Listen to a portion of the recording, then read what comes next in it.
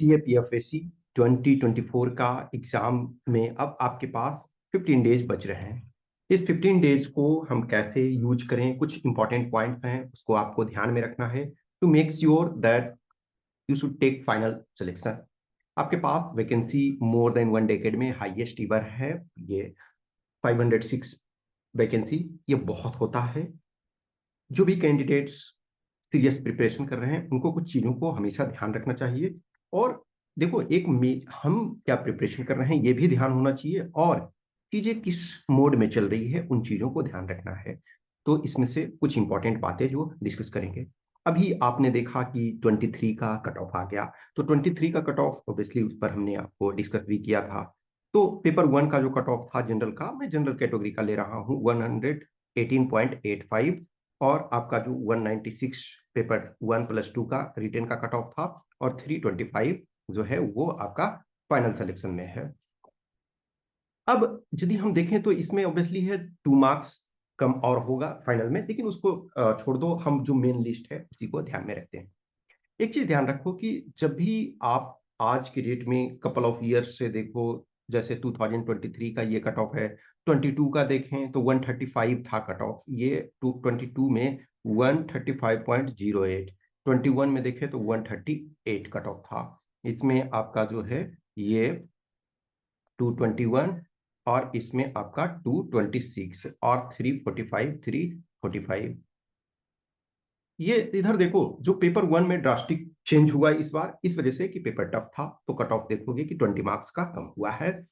तो इनफैक्ट इसमें से देखो तो ऑलमोस्ट आपका ये 19 मार्क्स कम हुआ ना, तो 19 मार्क्स 19.15 मार्क्स कम हुआ आपका 21 से लेकर के, और इसमें से 23 में।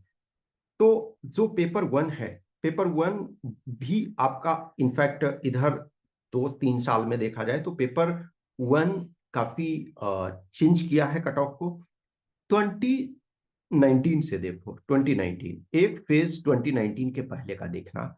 2019 के पहले का जो फेज है उसमें जो कट ऑफ एक्सेप्शन छोड़ दिया जाए तो 280, 85, 90 इस ढंग से रहा करते थे 2018 तक। 2018 में जो कट ऑफ मेन लिस्ट में था 282 था, और फिर घट करके 280 हो गया था। जनरल कैटेगरी की मैं बात कर रहा हूँ। तो उसमें से क्या था, पेपर वन का जस्ट 2018 में देखोगे तो 95.04 था कट ऑफ। तो ये इधर कपल ऑफ ईयर्स में लोएस्ट कट ऑफ था कि 100 से लेस था। अदरवाइज एवरी ईयर आप 100+ देख रहे हो। तो इसमें ये एक तो सिचुएशन था कि टफर साइड्स में था, सीट्स ज्यादा थे, और प्लस जो थे वो आपके 4 क्वेश्चंस हटा दिए गए थे। तो 4 क्वेश्चन में ऐसे भी मान के चलो 2 क्वेश्चन उसमें ऐड करोगे तो 100+, 100 के आसपास वो टच कर जाता, 100 हो जाता। तो ये ध्यान रखना कि जो एक फेज है 2018 तक देखोगे कि पेपर टू में कैंडिडेट्स के मार्क्स बहुत ज्यादा नहीं आ रहे थे। मतलब एवरी टाइम देखो, जो टॉपर्स होते हैं कुछ, टॉपर्स का मतलब ये नहीं है कि एग्रीगेट टॉपर्स का ही सिर्फ ज्यादा मार्क्स आएगा किसी स्पेसिफिक पार्ट में। हो सकता है जिसका 150 रैंक हो उसका भी पेपर टू में टॉप 10 वाले से बेटर आ सकता है। बट इन नॉर्मल मैं कर रहा हूँ कि जो टॉपर्स होते थे उनको छोड़ दिया जाए तो जनरली जो पेपर टू में 2018 तक मार्क्स रिलेटिवली कम आते थे। 2019 से देखोगे कि इधर मार्क्स जो है काफी ज्यादा आने लगे। इसके कारण क्या है कि अब जैसे देखा जाए तो टेस्ट और ये सारी चीजें बहुत ज्यादा मात्रा में हो गए हैं।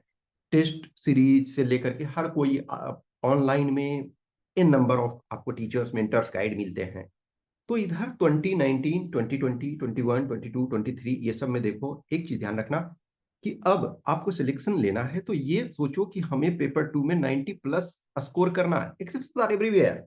देखो, जो चीजें मैं किसी चीज पर डिस्कस करता हूँ तो वो जनरलाइजेशन, एक जो मेन ट्रेंड है उसके पॉइंट आउट से, एक्सेप्शन को मत लो। अब एक्सेप्शन में कोई कहेंगे कि मैं 200 ला रहा हूँ पेपर वन में, और 70 जस्ट ला रहा हूँ, या 60 ला रहा हूँ पेपर टू में, और फिर भी हमारा 260 बन रहा है, और इंटरव्यू में हम 85 भी ला रहे हैं तो हमारा 345 बन रहा है। ये एक्सेप्शन है। ओके, 200 कितने लोग को आ रहा है? एक आध लोगों को, एक दो ऐसा आएगा, और वो भी एवरी टाइम नहीं आ रहा ना, एक आध बार एक्सेप्शनली आ जा रहा है। तो आप रियलिस्टिक लेकर के चलना है, उस पॉइंट ऑफ व्यू से ध्यान रखो।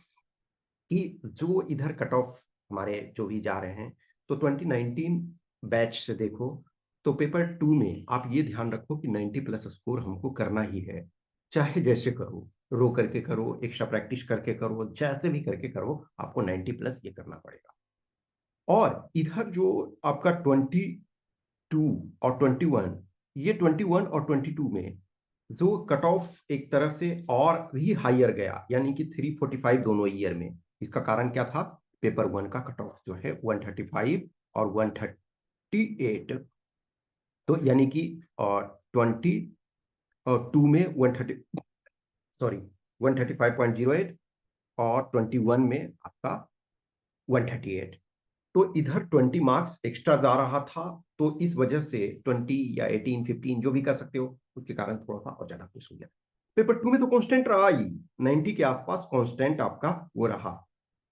तो अभी एक चीज ध्यान रखो, जो रिमेनिंग टाइम है, आप जिस भी कंडीशन में हो, जिस भी कंडीशन में, ट्राई टू इंश्योर कि आप ऑन एन एवरेज की मैं बात कर रहा हूं, जो आपका प्रैक्टिस है। लेटेस्ट टेक हम एक एवरेज पेपर लेते हैं। एवरेज पेपर कहने का मतलब है कि जो आपका 2020, 21, 22 इस रेशियो में हो, इस रेंज में हो।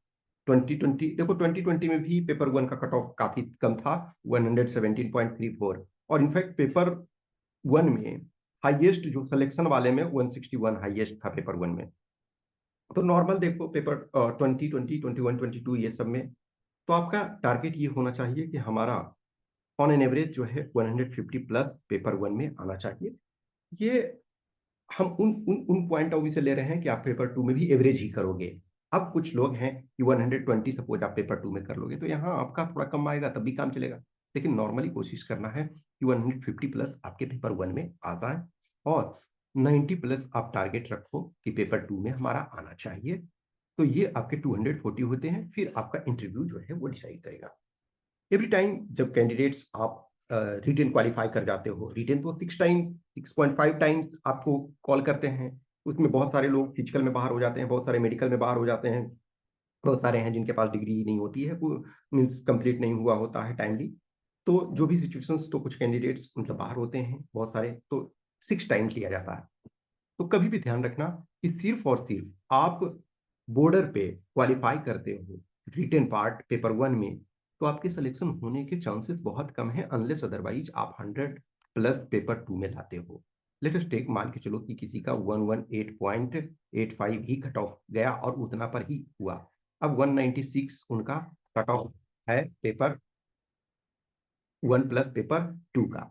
तो यदि आपके पास इतने हैं, तो आपको क्या है, 77 मार्क्स, 77.15 मार्क्स, यानी कि कह सकते हो 78 तो मिनिमम लाना है, तब जबकि आपका सिर्फ रिटेन क्वालिफाई हो।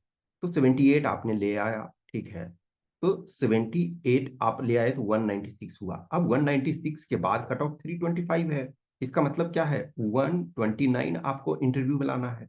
ये भी पॉसिबल, बहुत डिफिकल्ट है। तो इसमें नॉर्मली ध्यान रखो कि जो भी अभी ट्रेंड चल रहा, इस बार सीट्स ज्यादा हैं, तो हम अब कट ऑफ वगैरह अभी नहीं खेलना हमको। कट ऑफ तब खेलोगे तब आपका एग्जाम हो जाएगा, अभी एग्जाम हुआ नहीं है, हम नहीं जानते हैं कि पेपर कैसा होगा।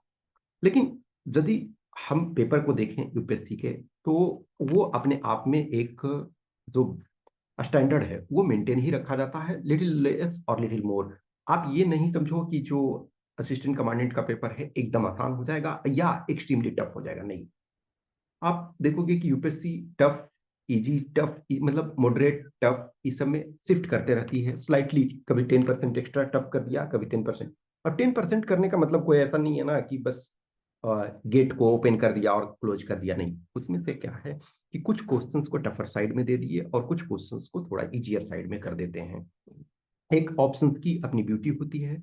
तो ये ध्यान रखो, अभी अधिक से अधिक प्रैक्टिस पे ध्यान रखो, और जितना भी कट ऑफ एक तरह से जाता है हमें उस पॉइंट ऑफ व्यू से, अब एग्जाम हॉल में आप हो तो आपको नहीं पता है ना कि कितना कट ऑफ जाए, तो पेपर के स्टैंडर्ड को देखो। एक एवरेज स्टैंडर्ड पेपर का, यदि 21, 22 ये सब के स्टैंडर्ड का पेपर हो, तो आपको कोशिश करना चाहिए हर में 150 प्लस आने चाहिए। पेपर 2 में आप इंश्योर करो 90 प्लस हमारे आने चाहिए, तभी आप फाइट में हो, अदरवाइज आप फाइट में ही नहीं हो। आपके लिए फिर वो रिटेन क्वालिफाई भी कर गए तो आपका सिलेक्शन नहीं होता है, नहीं होगा। अब इतना इंतजार करते रहते हैं और उसका कोई मतलब फिर नहीं निकलता है।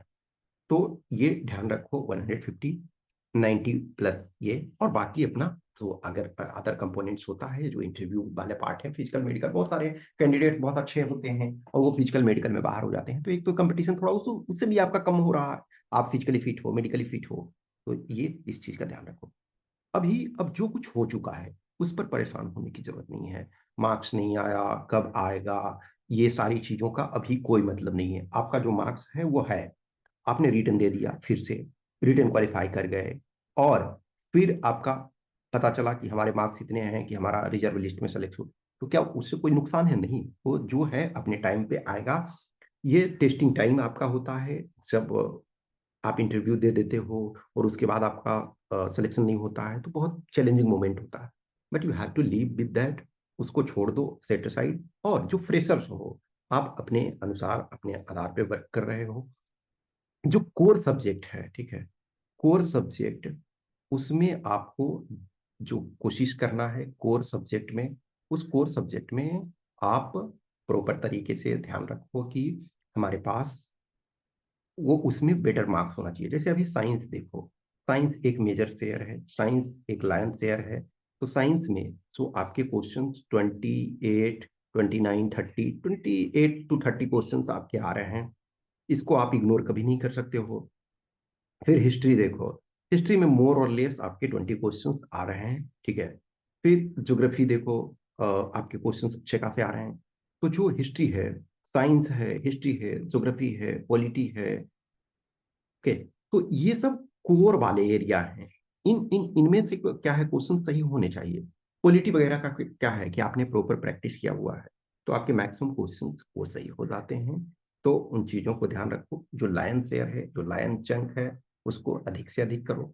मोर एंड मोर, अभी प्रैक्टिस पर इतने जो 15 डेज के करीब बच रहे हैं, उसमें अधिक से अधिक टाइम आप जो है प्रैक्टिस पे लगाओ। प्रैक्टिस जितना ज्यादा करोगे उतना फायदा होगा। प्रैक्टिस में क्या होता है कि क्वेश्चंस को आप जानते हो एलिमिनेट करना है किस ढंग से, और किस ढंग से सेलेक्ट करना है।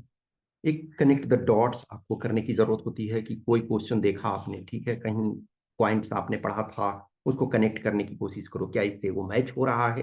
यदि हो रहा है तो ठीक है, उसको हम करेक्ट में लेंगे, नहीं हो रहा है तो उसको हम हटा देंगे। तो कनेक्ट द डॉट्स करना है, एलिमिनेशन राउंड्स आपको लगाना है, अप्लाई करना है। ये जो लिमिटेड डेज बच रहे हैं उसमें अधिक से अधिक आप प्रैक्टिस पे ध्यान रखो। अधिक से जितना ज्यादा आप प्रैक्टिस करते हो, प्रैक्टिस करने का ये मतलब नहीं होता है कि सिर्फ मेयर कुछ क्वेश्चंस हैं उसको करना नहीं।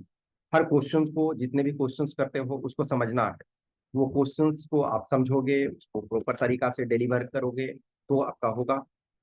टेस्ट हो सकता है जरूर लीक हो, यदि आपने लिख रहे हो तो कोई दिक्कत नहीं है। यदि नहीं लिखा है, कुछ टेस्ट जरूर लीक हो। ये परेशान होने की जरूरत नहीं है कि क्या होगा नहीं होगा, प्रिपरेशन अभी नहीं है। प्रिपरेशन कभी भी किसी का परफेक्ट नहीं होता है। वो एक कंटिन्यूअस प्रोसेस है, कंटिन्यूअस जर्नी है। पेपर 1 पेपर 2 दोनों लिखो जहां आपको सुविधा मिलता है। ऐसा मैं नहीं कहूंगा कि आप हमारे पास लिखो। हाँ, हमारे पास लिखना चाहते हो तो मोस्ट वेलकम, आप कॉन्टेक्ट कर सकते हो। लेकिन टारगेट रखो कि yes I have to do. Okay, thank you.